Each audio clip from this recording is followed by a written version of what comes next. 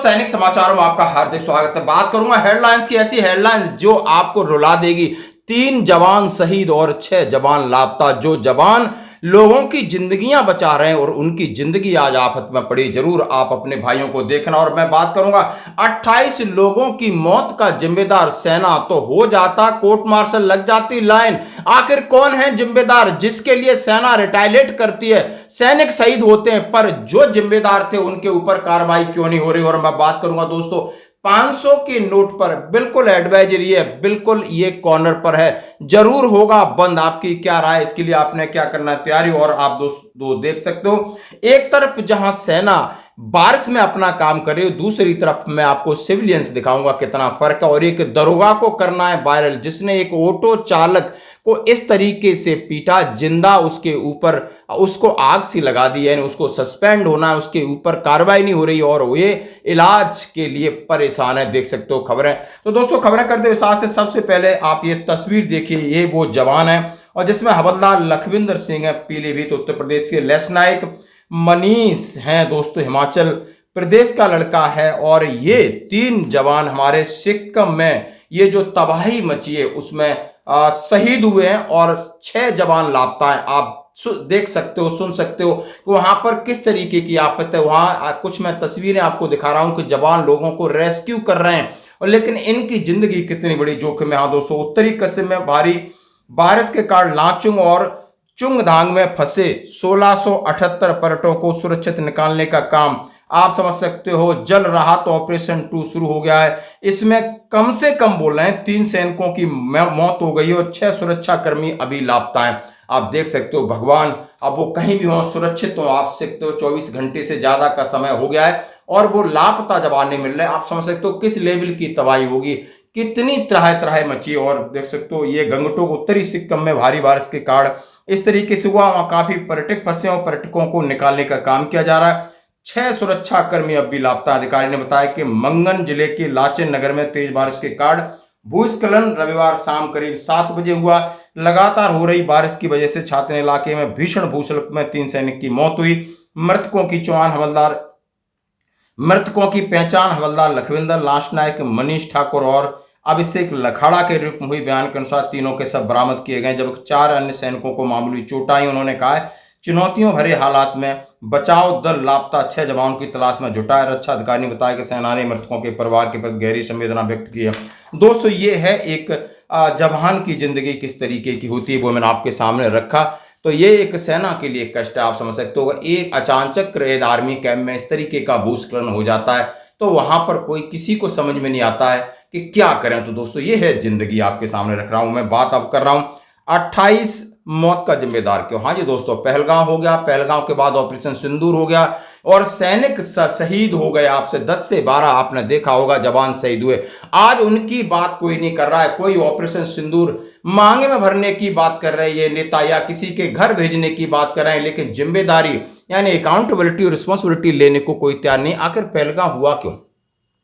आतंकवादी आए कहां से? आए तो वो पकड़े क्यों नहीं गए? ऐसा उन्होंने काम किया तो उस एओआर में सर्विलेंस होता है, सर्वे होता है, तमाम चीजें होती हैं, लेकिन वहां पर इतनी बड़ी घटना फिर भी घट जाती। लेकिन इसके बाद घटना क्यों हुई इसके ऊपर अभी तक कोई भी आपके ऊपर न्यूज निकल के नहीं आई। और जैसा कि कर्नल रोहित चौधरी साहब कह रहे हैं कि यदि सेना के एओआर में होता या सेना के जिम्मेदारी के इलाके में होता तो अभी तक सीओ से लगाकर कईयों के कोर्ट मार्शल कर दिए जाते, घर भेज दिया जाता कि कैसे चूक हुई। और वहीं पर ये फेलिटी है किसकी है? क्या वहां के एलजी की है? क्या वहां के देश के गृह मंत्री की है? एलजी की है या पैरामिलिट्री फोर्सेस की है या पुलिस की है? किसकी जिम्मेदारी है? किसी के खिलाफ कार्रवाई क्यों नहीं की गई? आखिर इतना बड़ा जब ऑपरेशन सिंदूर होता है उसके ऊपर राब राजनीति चल रही, उसका श्रेय लेने की होड़ तो मची है। यानी उसको कहना है कि सैनिकों के शौर्य पराक्रम की बात सभी कर रहे हैं, लेकिन जो शहीद होते हैं उनके घर में कौन गया? किसने उनके हालचाल पूछा? ये है ये जनता को किस तरीके से बरगला रहे हैं ये आप सोच सकते हो। ये बात सत्य की जिम्मेदारी लेनी चाहिए और आगे आना चाहिए और उसमें सुधार की जरूरत है। दोस्तों तो बढ़ते एक और अगली खबर की तरफ। 2026 तक बंद हो जाएंगे 500 के note. Banking expert Ashwini Rana के मुताबिक आरबीआई मार्च 2026 तक 500 के नोट बंद कर सकता है। आरबीआई पुराने 500, 1000, 2000 रुपए के नोटों को बंद कर चुका है। अब रिजर्व बैंक 100 और 200 रुपए के नोट के प्रचलन को बढ़ाकर 500 रुपए के नोट को बंद कर सकता है। इसका उद्देश्य ब्लैक मनी पर रोक लगाना, साथ ही सरकार के विकसित भारत 2047 को देखते हुए डिजिटल पेमेंट को बढ़ा देने के लिए 2026 तक ये फैसला ले सकते हैं। मैं बार बार कह रहा हूं कि 500 का नोट बड़ा सरदर्द बन चुका है। 37% फेक करेंसी इसके साथ चल रही है। आप समझ सकते हो 37, अब धीरे धीरे लग रहा है ये 50% हो जाएगी। आपको ये पहचानना मुश्किल है कि असली क्या है नकली क्या है। इसलिए बात अब डिजिटल पेमेंट की हो रही है। चाहे आप कहीं कोई मार्केटिंग कर रहे हो, एंटरटेनमेंट कर रहे हो, जैसा कि एक मैं तस्वीर दिखा रहा हूं, वहां पर भी लोग नाच रहे हैं, गा रहे हैं। यदि किसी को पैसे दे रहे हैं तो यूपीआई के जरिए दे रहे हैं। यानी एक ये प्रचार है, एक तरीका है कि आपको अब इसके सारे ही जीना पड़ेगा, यानी आपकी डिजिटल करेंसी से ही होना पड़ेगा, नहीं तो देश का ये किस तरीके से बड़ा नुकसान हो रहा है दोस्तों। और बढ़ते हैं एक और अगली खबर की तरफ। हाँ जी दोस्तों, अब देखिए भारतीय सेना है या पैरामिलिट्री फोर्सेस है, चाहे बारिश है, आंधी है, तूफान है, अपना काम पूरी तरीके से शिद्दत के साथ करते हैं। देखिए उनके कमांडिंग अफसर सीओ किस तरीके से कीचड़ में पीटी कर रहे हैं, ये अद्भुत है। ये सेना का असली चेहरा यही। याद आप पैरामिलिट्री फोर्स के हैं, सेना के हैं, तूफान है, कुछ भी है, लेकिन अपना जो चीजें हैं, जो शारीरिक परिश्रम हो, शारीरिक फिटनेस के लिए हो या कोई ऑपरेशन हो, वो इसी शिद्दत से काम करते हैं।